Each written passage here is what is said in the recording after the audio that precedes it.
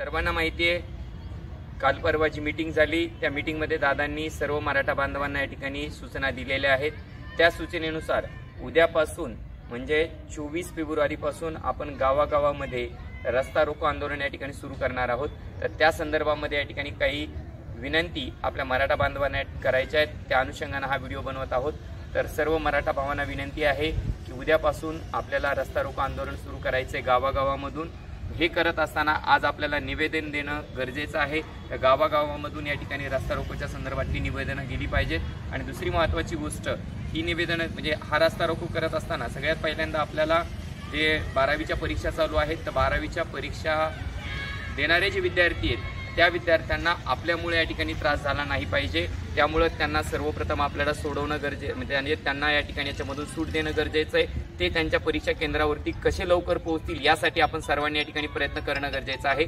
आणि त्यामुळे 12वीचे विद्यार्थी एखाद्या विद्यार्थ्याकडे वाहन नसेल तर आपला स्वतःची जबाबदारी आहे की त्या विद्यार्थ्याला त्याच्या परीक्षा केंद्रापर्यंत कसं पोहोचता येईल यासाठी आपण सर्वांनी प्रयत्न करणं गरजेचं आहे। त्यामुळे 12वीचे विद्यार्थी असतील, शाळकरी मुलं असतील, त्यांना सुद्धा आपल्यामुळे त्रास झाला नाही पाहिजे।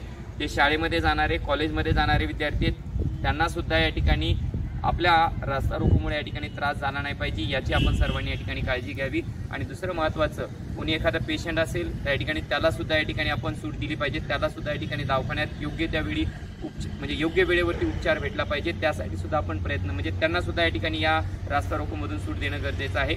एखाद्याची मेडिकलची फाईल असेल आणि म्हणजे एखादा रुग्ण दवाखान्यामध्ये असेल आणि त्याची फाईल घरी असेल तर ती फाईल सुद्धा या ठिकाणी वेळेवर कशी पोहोचेल यासाठी सुद्धा आपण प्रयत्न केला म्हणजे त्यासाठी सुद्धा प्रयत्न करणं गरजेचं आहे। आपला रस्ता रोको आपल्याला माहिती आहे की आपल्या मागण्या मान्य करण्यासाठी आपण हा रस्ता रोको करत आहोत, परंतु त्यामुळं शाळकरी मुलं असतील, परीक्षेला जाणारे विद्यार्थी असतील किंवा रुग्ण असतील त्यांना या ठिकाणी आपल्या रस्ता रोकोमुळे त्रास झाला नाही पाहिजे या गोष्टीची आपण सर्वांनी या ठिकाणी काळजी घ्यावी।